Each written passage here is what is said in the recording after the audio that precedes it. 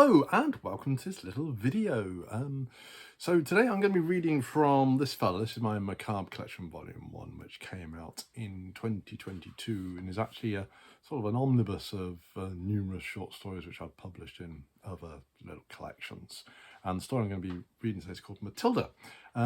Just a little thing about Matilda, it's one of sort of like the oldest ideas I've had kicking around in my head before it actually became a short story. I was always writing when I was a teenager, and I don't want to give the game away because if I tell you too much, it's like big twists and all that sort of business. But I've always been sort of like interested in seeing how animals perceive themselves, and I sort of like penned a few bits and bobs when I was younger, and they sort of like evolved into this chat, which I'm rather pleased with. Anyway, so before I read that, if you could give me a quick like, subscribe, and make sure you get those notifications. That way you'll get more of these stories whenever they pop up. Okay, straight on. Matilda. It was hot, unbearably hot. Matilda lay sprawled out on the lawn chair in a neatly trimmed back garden. The sun blazed down and she closed her eyes against its searing rays. There was a shade elsewhere in the garden. Some trees provided a modicum of dappled shade over by the willow fence. But she couldn't be bothered to move. It required just too much effort. She was getting old. She knew that now, and more importantly, she accepted it. Not graciously, no, not at all. She despised the fact that her once sleek, youthful body was now no longer capable of the things that it used to be. No, she just lay out in the scorching summer sun, closed her eyes, and glowered at all who came near her. Matilda just wanted to be left alone. She had no idea how much longer she had left, but she knew instinctively that the number of days in front of her was far, far less than those behind her. And she just wanted to be left in peace for the dwindling amount of time that she had left.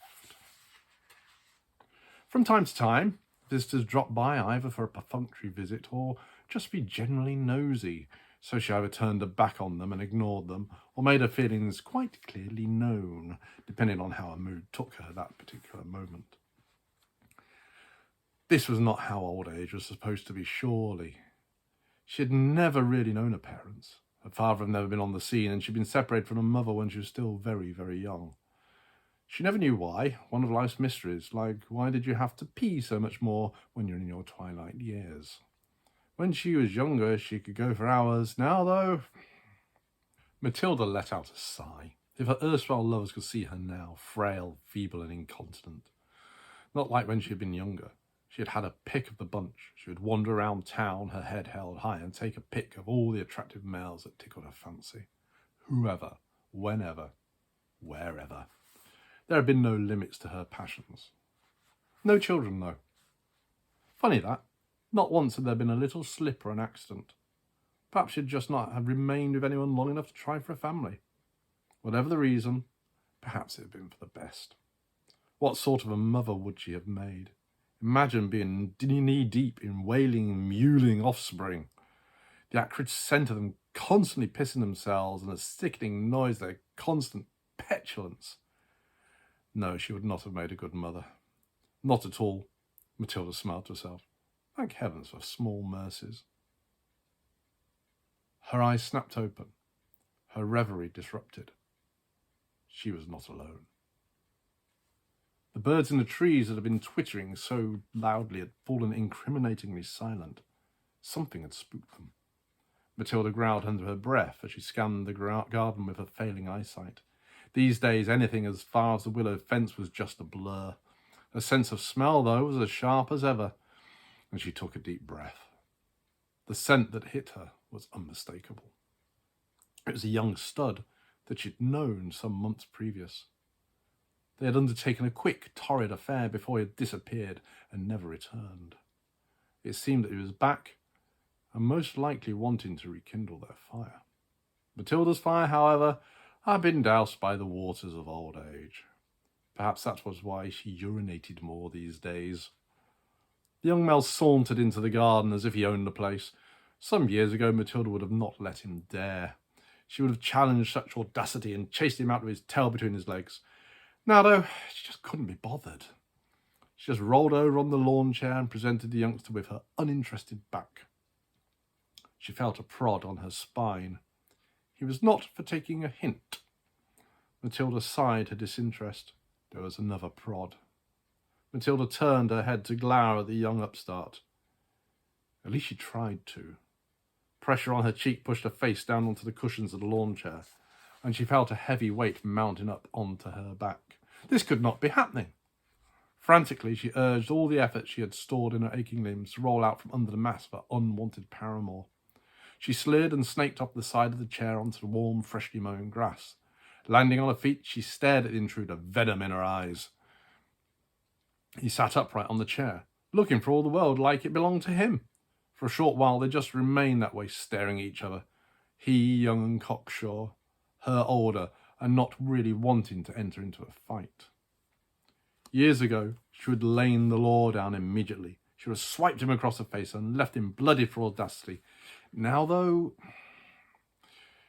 Matilda felt something inside her that had never raised its ugly head before. Fear. Her stomach was tense and her mouth was dry. She knew that he was far stronger than her and exceptionally agile. He could take her. He could pin her down. He could try. She was not sure where it came from, but in an instant, Matilda was lunging up at the youth. For a split second, she inhabited the body of someone far, far younger. Her legs pushed up and her mouth opened in a war cry as she catapulted herself at the wide-eyed assailant. He cried out in shock as she hammered into his chest and barreled him off the other side of the lawn chair. They hit the ground with an almost silent impact. Matilda felt a sense of joy wash over her. The satisfaction that she had managed to pull off such a manoeuvre at her age filled her with pride. However, it was a pride that was short-lived. When she went to pull herself up, and one of her legs gave way into a sharp spasm. She cursed her age-racked body as the youth rolled away and propelled himself forward once more. Matilda desperately tried to crawl away, but something sharp slashed across her back, and she screamed as she knew that she had been cut. She also knew that she could not win. She had to retreat, quickly. Clawing at the hard, sun-baked ground, Matilda frantically dragged herself out from under her attacker. She felt another sharp blow across her rear as she managed to scramble to her shaking feet and put as much effort as she could into bolting out of the garden which, if she were not successful, would become the place for untimely demise. She paid no attention as to where she was running. She just fled forwards, her legs working to the memory of running alone. She had no strength left, just sheer determination to survive another day.